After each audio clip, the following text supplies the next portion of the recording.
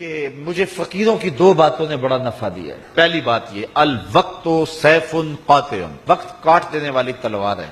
وقت کو تم کاٹو نہیں تو وقت تمہیں کاٹ دے گا، یا تم وقت پہ حاوی ہو جاؤ اور تمہاری مرضی سے گزرے وقت، تمہاری دسترس میں ہو وقت، اور یا پھر وقت تمہیں گزار دے۔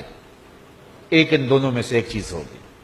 اللہ کا شکر ہے اس وقت ہم وقت کو گزار رہے ہیں، چونکہ ہم قرآن مجید کا درس سننے اور سنانے میں مصروف ہیں۔ اگر ہم یہاں نہ ہوتے، کہیں بیٹھ کے تاش کھیل رہے ہوتے، تو وقت کی رفتار اور گھڑی کی رفتار کیا اس سے مختلف ہوتی؟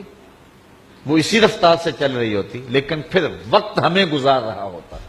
لیکن اب وقت کو ہم گزار رہے ہیں۔ کہا ایک تو فقیروں کی اس بات نے مجھے بڑا نفع دیا اور میں وقت کو گزارا ہے، وقت نے مجھے نہیں گزارا۔ دوسری بات فقیروں کی جو میرے لیے بڑی نفع بخش ثابت ہوئی وہ یہ ہے کہ درویش کہتے ہیں، اللہ والے لوگ کہتے ہیں کہ اپنے آپ کو نیکی کے کام میں لگا دو ورنہ نفس تمہیں برائی کے کام میں لگا دے گا۔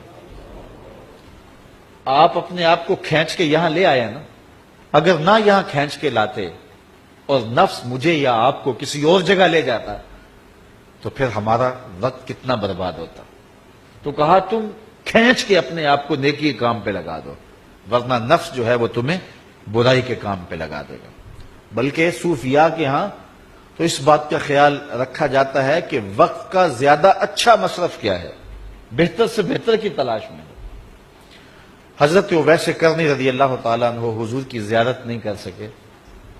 بوڑھی ماں تھی جن کی خدمت ان کو حضور کی زیارت سے روکے ہوئے تھی، بلکہ حضور اپنی قمیض کے بٹن کھول کے یمن کی طرف رخ کر کے لمبی لمبی سانسیں لیتے ہیں اور فرماتے ہیں مجھے یمن سے یار کی خوشبو آ رہی ہے۔ تو کسی نے کہا حضور وہ اتنا آپ اس سے پیار کرتے ہیں اور وہ ملنے بھی نہیں آیا آپ کو؟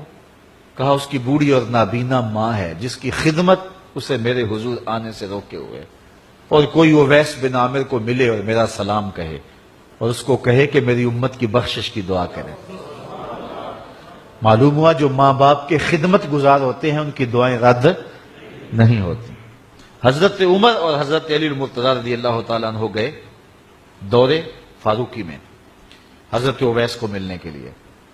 خیر ملاقات ہو گئی تو جا کے حضور کا سلام دیا، بس اویس کی آنکھوں سے جھرنے پھوٹنے لگے آنسوں کے، تڑپ گئے، بدن پہ کپ کپی، آنکھوں میں آنسو، اور بار بار پوچھتے تھے میرے رسول کے لبوں پہ میرا نام کیسے آیا تھا، کیسے حضور نے کہا تھا اویس کو میرا سلام دینا۔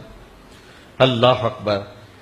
کچھ دیر گفتگو ہوئی تو حضرت اویس کرنی نے ہاتھ آگے بڑھاتے ہوئے کہا اچھا پھر آپ نے بھی آخرت کی تیاری کرنی ہوگی، میں نے بھی آخرت کی تیاری کرنی ہے، حشر کے دن ملاقات ہوگی۔ تو دیکھیے کہ یہ لوگ وقت کے کتنے قدردان ہیں اور وقت کی اہمیت کو کتنا سمجھتے ہیں۔ جس قدر وقت کو فقیر لوگوں نے مینج کیا ہے دنیا کا کوئی شخص نہیں کر سکتا۔ یار 90 لاکھ لوگوں سے تو ہم ساری زندگی میں ملتے نہیں ہیں، اور غریب نواز نے 90 لاکھ کو کلمہ پڑھا دیا۔ کعبے کے بدر تجا کروڑوں درود تب کے شمس